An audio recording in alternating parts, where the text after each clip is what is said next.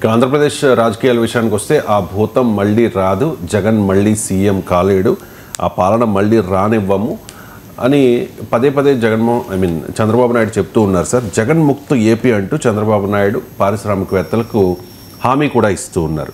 మళ్ళీ ఆ పాలన రానివ్వం, పెట్టుబడులు పెట్టండి, ఈసారి ఏమరుపాటుగా లేను, ఎన్డీఏ ప్రభుత్వమే కొనసాగుతుంది అంటూ ఫిక్కీ జాతీయ కార్యవర్గ సమావేశంలో చంద్రబాబు నాయుడు పారిశ్రామికవేత్తలకు హామీ ఇచ్చారు. ఎందుకు సార్?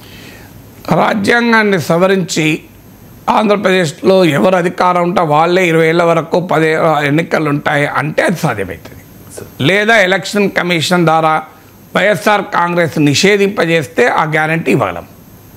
ఎందుకంటే మరి ఈ రెండు పనులు టీడీపీ ఏం చేయడం లేదు.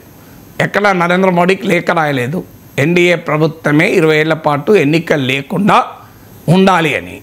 లేదు, ఎన్నికల కమిషన్కి ఏమీ లెటర్ ఇవ్వలేదు టీడీపీ, వైఎస్ఆర్ కాంగ్రెస్ నిషేధించండి అని. సో పాకిస్తాన్లో ఇమ్రాన్ ఖాన్ను జైల్లో పెట్టి టెరిక్ ఇన్సాఫ్ పార్టీ నిషేధించినట్లు ఇక రాజకీయాల్లో ప్రజాస్వామ్యంలో ఎవరు అధికారంలో ఉండాలన్నది పార్టీలు నిర్ణయించవు, ప్రజలు నిర్ణయిస్తారు. ప్రజలకున్న గొప్పతనం ఏంటి అంటే అప్రతిహతంగా దేశమంతటా అధికారాన్ని తన గుప్పిట్లో పెట్టుకొని ఇంటర్నల్ ఎమర్జెన్సీ ప్రకటించి సుప్రీంకోర్టును కూడా తన గుప్పిట్లో పెట్టుకొని రాజ్యాంగాన్నే సస్పెండ్ చేసి ఇందిరాగాంధీ ఏమైంది 1977లో ఎన్నికలు జరిగితే రాయబరేలీ నుంచి తాను ఓడిపోయింది, తన కొడుకు సంజయ్ గాంధీ అమేథీ నుంచి ఓడిపోయాడు. నేను అప్పుడు 8th క్లాస్ స్టూడెంట్, నాకు ఇప్పటికీ గుర్తు. మా మేనమా ఇంట్లో ఉన్నాను తక్కలపల్లి కరీంనగర్ జిల్లాలో. సో రేడియో పట్టుకొని మేము సాయంత్రం 5 గంటలకు ఫస్ట్ వరంగల్ సీట్ రిజల్ట్ వచ్చింది. సో ఒక్కొక్క రిజల్ట్ చూస్తే ఆశ్చర్యం వేసింది. నార్త్ ఇండియా మొత్తం ఇందిరాగాంధీ స్వెప్ట్ అవుట్. ఇవాళ ఎందుకు మాట్లాడుకోవాలంటే ఎమర్జెన్సీ పూర్తయి 50 ఏళ్ళు కూడా అయింది. సో ఎమర్జెన్సీని విధించిన ఇందిరాగాంధీ 1971లో అటల్ బిహారీ వాజ్పేయి ద్వారా దుర్గామాత అని కీర్తనలు అందుకున్న ఇందిరాగాంధీ బంగ్లాదేశ్ విమోచన సాధించి భారతదేశంలో ఎదురులేని శక్తిగా ఉన్న ఇందిరాగాంధీ ఏమైంది 77లో ఓడిపోయిందా లేదా? అదే ఇందిరాగాంధీ ఇక రాదు, అయిపోయింది, ఇందిరా ఫాసిస్టు రాజ్యం అంతమైంది, ఇందిరా ముక్త భారత్ సాధించాం. ఇక ఎమర్జెన్సీని ప్రజలు ఏనాడు అంగీకరించరు. 85 సీట్లను ఉత్తరప్రదేశ్ రాష్ట్రంలో 85కి 85 కాంగ్రెస్ ఓడిపోయింది అనుకున్నారు. సరిగ్గా 3 ఏళ్ళు తిరగకముందు మళ్ళీ ఇందిరాగాంధీ అధికారంలోకి వచ్చింది. 1980లో ఇందిరాగాంధీ మరణానంతరం వ్యక్తమైన సానుభూతి తుఫాన్లో పవనాలకు రాజీవ్ గాంధీ నాయకత్వంలో కాంగ్రెస్ 400 సీట్లు గెలుచుకుంది 84లో. ఏమైంది 1989లో? కాంగ్రెస్ అధికారాన్ని కోల్పోయింది. సో మీకు ఎన్టీ రామారావు తెలుగుదేశం చరిత్ర సృష్టించి అసలు ఒక సినిమా నటుడు 8 నెలల్లో అధికారానికి రావడం ఏంటి, అది కూడా కాంగ్రెస్ పార్టీని కూకటి వేళ్లతో లేపేయడం ఏంటో అందరూ ఆశ్చర్యపోయారు. అదే ఎన్టీ రామారావు 89లో ఓడిపోయాడు, కల్వకుర్తి నుంచి ఎమ్మెల్యేగా కూడా ఓడిపోయాడు.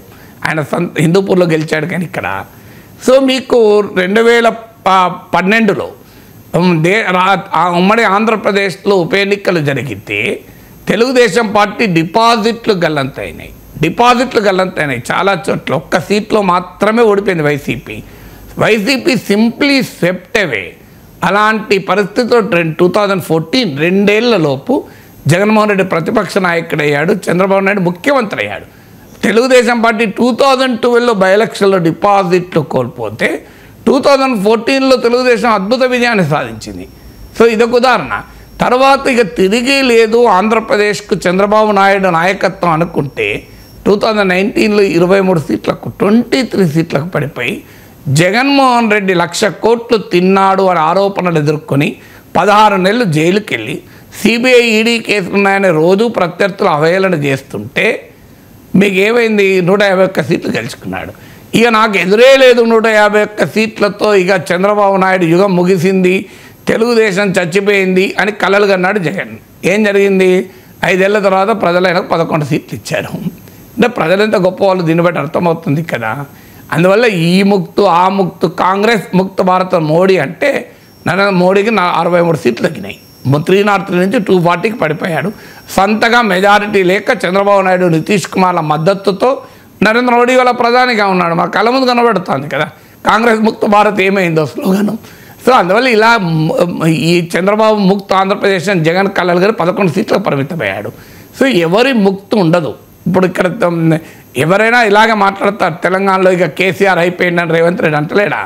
సో జగన్ అనలేదా చంద్రబాబు నాయుడు అయిపోయింది పని అని? కానీ చంద్రబాబు నాయుడు పని అయిపోయిందా, మళ్ళీ ముఖ్యమంత్రి కాలేదా? ఎవరైనా ఊహించారా 3 ఏళ్ల క్రితం చంద్రబాబు నాయుడు ఈ స్థాయిలో మళ్ళీ ముఖ్యమంత్రి అవుతాడని? పవన్ కళ్యాణ్ 2 సీట్లకు ఓడిపోతే ఎంత అవహేళన చేశారు. పేర్ని నాని, కొడాలి నాని, రోజా ఇలాంటి అంబటి రాంబాబులు ఎన్నిసార్లు అవమానకరంగా పవన్ కళ్యాణ్తో మాట్లాడారు. ఆయన 2 సీట్లు ఓడిపోయాడు, 3 సార్లు పెళ్ళిళ్ళు చేసుకున్నాడు. ఇదే గోల కదా 5 ఏళ్ళు. 2 సీట్లలో ఓడిపోయాడు, 3 పెళ్ళిళ్ళు చేసుకున్నాడు. కానీ ఏమైంది? వీళ్ళకి 11 సీట్లు అయితే ఆయనకు 21 సీట్లు ఇచ్చారు ప్రజలు. 2 సీట్లలో ఓడిపోయారని అవహేళన చేస్తే లోకేష్ ఎంత అవహేళన చేశారు? చంద్రబాబు నాయుడు కొడుకు కనీసం ఎమ్మెల్యేగా పోయాడు, మేనేజ్మెంట్ కోటాల బ్యాక్డోర్లో ఎమ్మెల్సీ అయ్యాడు అని మళ్ళీ 95,000 మేడతో గెలవలేదు లోకేష్. సో ప్రజలు చాలా అద్భుతంగా తీర్పులు చెప్తారు. పొలిటికల్ స్టేట్మెంట్లు ఉంటాయి ఎప్పుడు కూడా. అంటే నేను దీన్ని బట్టి పలానా వాళ్ళు గెలుస్తారు, పలానా వాళ్ళు ఓడతారు అంటలేదు. మీకు అందులో చంద్రబాబు నాయుడు విజయాన్ని ఉదాహరించాను, లోకేష్ విజయాన్ని, పవన్ కళ్యాణ్ విజయాన్ని ఉదాహరించాను, జగన్మోహన్ రెడ్డి విజయాన్ని కూడా ఉదాహరించాను. నాకేం డిఫరెన్స్ ఏం లేదు. ఎందుకంటే నేను పదార్థాన్ని చూస్తాను తప్ప నామరూపాలు చూడను.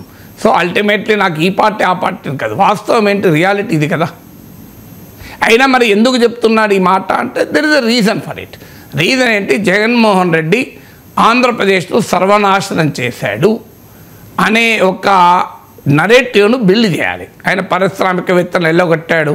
దానికి కొన్ని ఉదాహరణలు కూడా ఉన్నాయి. అమర్ రాజా పైన జగన్ పడిన తీరు.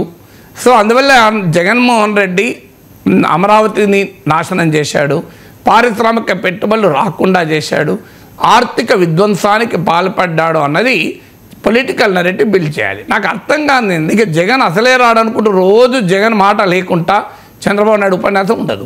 మరి జగన్ లేకుండా పోతే ఇదంతా రోజు జగన్ గురించి ఎందుకు? మీరు ఒక్కసారి ఈనాడు, ఆంధ్రజ్యోతి ఒకరోజు పేపర్ తీయండి, జగన్ పేరు లేకుండా ఒక పేజ్ 1 ఎన్నడని ఉన్నదా? మీరు ఒక్కసారి చూపెట్టండి నాకు. మరి అసలు జగన్ వచ్చే అవకాశమే లేనప్పుడు ఆయన పేరు ఎందుకు వస్తుంది పేజ్ 1లో? నాకు నిజంగా అర్థమవుతలేదు. జగన్ పేరు రాకూడదు కదా పేజ్ 1లో. ప్రతిరోజు జగన్ గురించే డిబేట్లు కదా టీవీ ఛానల్లో. మీకు జగన్ గురించే డిబేట్లు ఉంటాయి, జగన్ గురించే పేజ్ 1లో వార్తలు ఉంటాయి. చంద్రబాబు నాయుడు ఉపన్యాసంలో జగన్ లేకుండా ఉండదు. ఇక మళ్ళీ జగన్ రాడు అంటే జగన్ రాకపోతే అసలు వదిలేస్తే అయిపోతుంది, మర్చిపోతే అయిపోతుంది కదా. ప్రజలు మీరే కదా ప్రతిరోజు గుర్తు చేసేది.